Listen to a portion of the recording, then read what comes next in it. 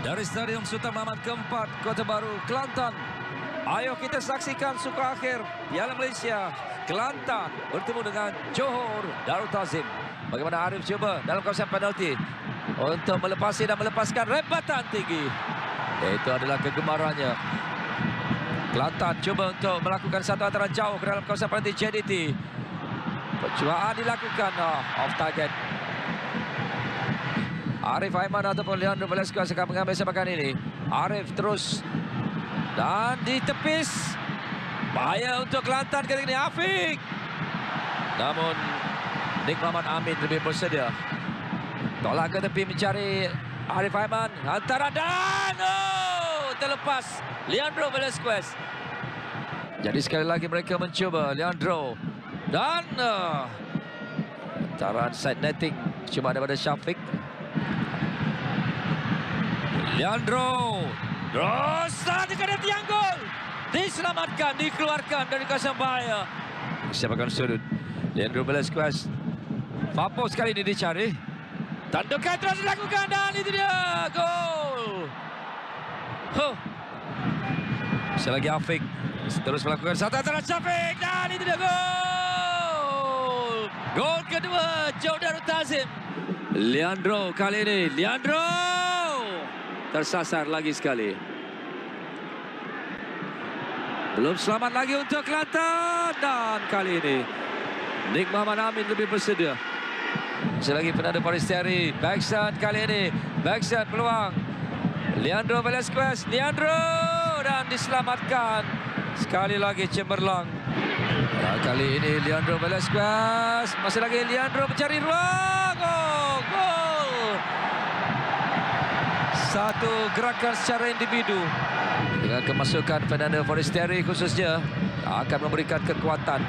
Dan kali ini itu tindakan yang tak sewajarnya dilakukan oleh Afiq Fazail. Sayang, kad merah. Perlawanan yang dijadualkan akan berlangsung di Stadium Sultan Ibrahim pada 28 November nanti. Dan itu dia. Tidak panjang tambah masa diberikan untuk mengesahkan kemenangan selesa Johor Darul Ta'zim di Kota Baru ini. Apa yang berlaku? Ada kad merah dilayangkan untuk Kelantan. Okey, apa pun tepukan tahniah kepada penyokong-penyokong Kelantan selama 20,011 orang yang berada di stadium memberikan sokongan yang tak berbelah bagi. Tapi sebelum tu saya nak mohon maaf kepada penyokong JDT. Tadi saya sebut menang 2-0 sebenarnya. 3-0 dan juga 2 kad merah di Kota Baru. Okey, saya tidak kesorangan pagi ini ditemani siapa lagi kalau bukan ni lama dia tunggu dah ni. Syarum Kalam. Terima kasih Syarum. Baik. Datang awal tunggu lama tapi tetap bersemangat Ya, betul. Kemenangan 3-0 pasukan JDT. Sudah dijangka kemenangan ini ataupun sebenarnya Syarum rasakan boleh menang lebih besar jaringan? Saya secara jujurnya memang saya menjangkakan kemenangan untuk pasukan JDT dengan jumlah jaringan boleh dikatakan lebih 2-0 kalau kita ikut pemain-pemain di atas kertas kualiti di antara kedua-dua pasukan. Kerana apa yang kita tahu kemampuan JDT dan mereka tunjukkan apa yang dilakukan dengan kemenangan 3-0. Okey. Tapi JDT kena tunggu 30 minit, setengah jam baru dapat skor gol. Itu pun menerusi satu lambungan yang daripada set piece, daripada dead ball situation, tandukan far post daripada Bergson. Ya, untuk 20 minit awal saya lihat pasukan Kelantan di bawah kendalian Reza Zamri Yahya ni bermain dengan sangat disiplin. Kalau kita lihat mereka kurang membuat kesilapan. Tetapi turning point ni berlaku selepas jaringan Bergson untuk gol pertama pasukan JDT. Dan selepas tu kita nampak game telah open dan banyak ruang-ruang yang telah dapat ditembusi oleh pemain pasukan JDT. Jadi kenapa terlalu cepat mereka? Syarum sebutkan tadi mereka disiplin dalam 20 minit yang pertama, 20 minit pertama. Tapi selepas itu mungkin antara faktor yang menyumbang kepada disiplin mereka yang bertukar watak. Bagi saya sebenarnya kegairahan membunuh pasukan Kelantan pada malam ni. Kalau kita lihat mereka, sepatutnya walaupun dijaringkan dengan satu gol jaringan pertama pasukan JDT, mereka perlu lagi lebih tight dan lebih disiplin untuk tidak dibolosi lagi, dan mereka cuba untuk buat serang balas pantas. Tapi bagi saya mereka adalah pemain, kebanyakan pasukan Kelantan adalah pemain muda. Mereka tidak Laju, kan? mereka tidak banyak pengalaman dari segi macam mana nak adapt dan juga untuk mengawal emosi apabila dibolosi. Mungkin itu sebenarnya yang buatkan pasukan JDT lebih mudah untuk menyerang. Baik, saya sebenarnya melihat penjaga gol pasukan Kelantan malam ini beraksi dengan cukup baik ya. Nick Amin Ahmad. Yep. Tapi sayang apabila barisan pertahanan mereka sekali lagi nampak terlalu longgar. Apabila Syafiq menjaringkan gol yang kedua itu kita dapat lihat marking ke laut lepas tu.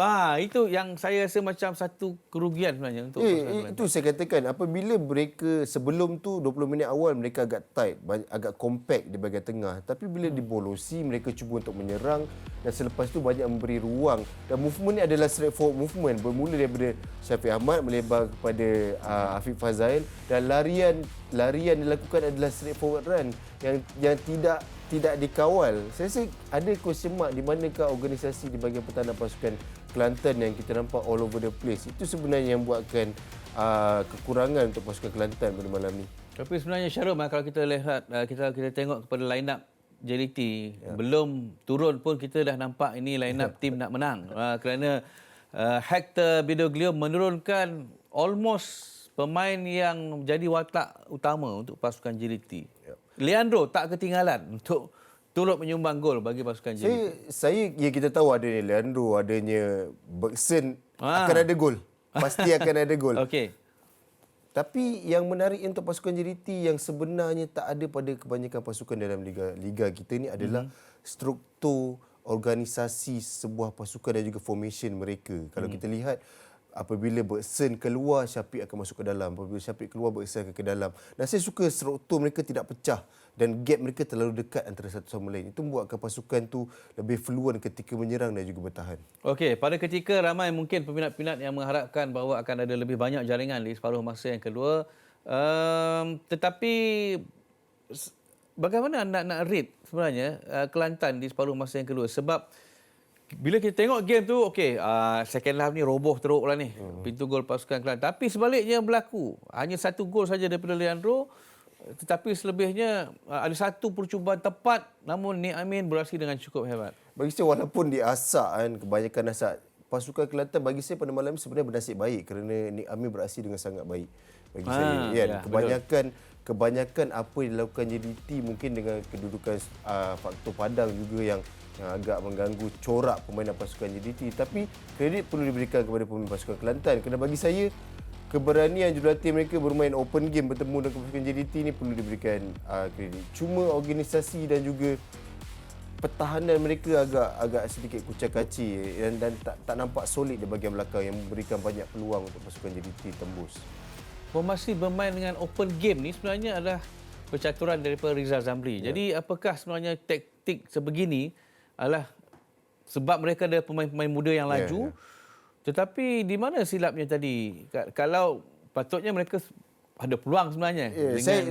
Saya menjangkakan, itu yang saya beri kredit kepada coach Rizal Zamri kerana berani bermain open game bertemu dengan pasukan JDT. Saya menjangkakan mungkin formasi 4-2-3-1 yang lebih defensif bertemu dengan pasukan JDT walaupun bermain home. Kita tahu pasukan JDT apabila kita dapat mengawal lebih banyak pemain di bahagian tengah dan dapat menghalang pergerakan dilakukan oleh Leandro, mungkin ada peluang untuk pasukan Kelantan untuk menjadikan gol kerana mereka ada Fazrul Amir, Kenta Hara dan juga Jasmine Mihak yang punya kelajuan di bahagian hadapan. Tetapi mereka jarang menggunakan kelajuan dan juga mendapat hantaran bola di belakang pemain pertahanan pasukan JDT. Tetapi peluang beraksi berdepan dengan pasukan JDT ini sebenarnya telah pun menaikkan juga semangat dan juga aura di Kota Baru. Apabila kita lihat bagaimana kehadiran 20,000 penyokong. Dah lama sangat dah kita tak nampak. Jadi mungkin nak ulas sikit tentang situasi di Kota Baru. Kita dah lama tak lihat, saya setuju, dah lama tak lihat penyokong The Red Warriors ni datang dan membanjiri. Ini ada satu boleh dikatakan perlu diberikan mandat kepada penyokong ini datang kembali. Itu satu kegairahan yang kita semua nak lihat sebenarnya. Betul. Yep.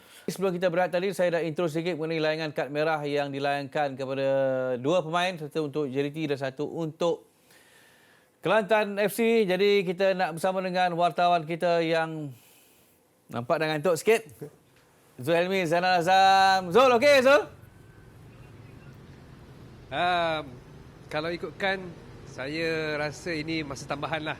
Jadi saya kena gunakan tenaga tambahan untuk bercakap dengan Akbar pada malam ni. Okey, baik. Zul, straightforward Saya tak nak tanya game dulu.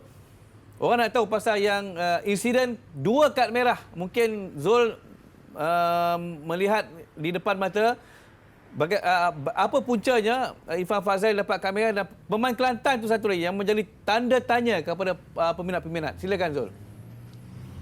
Okey, saya mulakan dulu dengan Afiq Fazail. Saya rasa jelas dia telah melakukan terjahan dari belakang ataupun telah melakukan bentisan dari belakang yang menyebabkan pemain ini dilayangkan kad kuning kedua sekaligus menerima kad merah. Jadi itu kita tidak nampak ada apa isu yang berlaku dan dia juga menerima keputusan itu dengan hati yang terbuka, cepat ataupun tidak ada protes tentang keputusan pengadil, lalu meninggalkan padang ke bilik persalinan dengan begitu saja. Tetapi bagi layangan kad merah kepada pemain, saya kira pemain tengah Kelantan FC iaitu Jasmir Merhad, pemain jersey nombor 6 ini sedikit agak orang kata menjadi tanda tanya kerana saya sendiri tidak nampak apa yang berlaku dan saya juga melihat ulang tayang di highlights perlawanan tersebut tetapi juga tidak menunjukkan apa yang berlaku, apa insiden yang menyebabkan Jasmir dilayangkan kad merah, straight red card pada malam ini. Tetapi saya rasa dia mungkin melakukan kesalahan ataupun tindakan yang menyebabkan kesalahan yang serius hingga dilayangkan kad merah. Kalau saya imbas balik, saya tidak nampak ada tindakan ataupun kontak yang dilakukan pemain ini kepada mana-mana pemain JDT. Jadi saya merumuskan ataupun saya punya teori layangan kad merah kepada Jasmine Merhad mungkin disebabkan kata-kata kesat yang dikeluarkan kepada pengadil ataupun tindakan beliau yang mungkin disifatkan agresif. Mungkin tidak melibatkan kontak tetapi itu menjadi kesalahan serius terhadap layangan kad merah pemain ini dan ia satu orang kata kehilangan besar bagi pasukan Kelantan kerana Jasmir merupakan pemain tonggak utama The Red Warriors, apatah lagi pasukan Kelantan Tenpang tanpa beberapa tonggak utama. Jadi keseluruhannya untuk layangan kad merah Jasmir Merhad, saya lihat mungkin ada perkara yang serius, kesalahan yang serius yang berlaku. Okey, apa lagi yang dikongsikan oleh Bidoglio dan juga Rizal Zamri yang mungkin Zul boleh rumuskan? Kita tak dengar kesemuanya tadi dan ada gangguan pada audio juga tadi. Jadi mungkin Zul boleh rumuskan pandangan kedua-dua jurulatih? Okey, bagi Hector Bidoglio, beliau masih belum mahu mengatakan pasukan JDT sah ke separuh akhir. Mereka menganggap cabaran berbeza di suku akhir kedua di tempat lawan nanti dan perkara yang menarik yang ingin dikongsikan juga ialah mengenai kehilangan Afiq Fazail yang mana saya tanyakan kepada Hector adakah kehilangan Afiq memberi satu kehilangan besar kepada pasukan menjelang pertemuan kedua nanti, tetapi jurulatih ini menjawab ya sama sekali tidak kerana mereka mempunyai skuad depth yang baik. Pemain seperti Nazmi Faiz Mansur, Safir Rahim berada di luar untuk menggantikan tempat Afiq Fazail. Dan bagi pasukan Kelantan, secara dasarnya Coach Rizal akui cabaran sukar menanti pada perlawanan kedua kerana kekalahan 0-3 di tempat sendiri. Tetapi beliau mahu pemain kekal ataupun mengubah karakter, jangan melakukan kesilapan mudah dan mengharapkan ada kebangkitan luar biasa. Tetapi saya rasa Coach Rizal dia realistik dengan kemampuan pasukannya, hanya berharap mereka mampu memberi saingan kepada tuan rumah dalam pertemuan kedua di SSI nanti. Okey, baik. Terima kasih Zul. Jangan lupa tidur, dapatkan tidur yang secukupnya Zul. Boleh pergi minum lagi ni sempat? Saya nak kongsi sikit lah sebab saya balik tadi saya jumpa beberapa pemain Kelantan seperti Badri Razi, Daniel Ashraf, Azwan Arifin. Mereka datang untuk saksikan perlawanan malam ini. Saya nak continue kehangatan kemeriahan penyokong Kelantan balik ke stadium.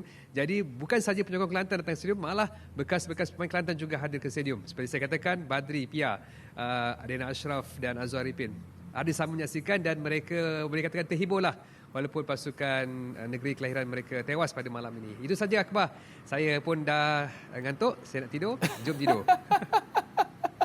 Okey, Lo. Tidur. Jangan mengayap pula di Kota Baru. Okey.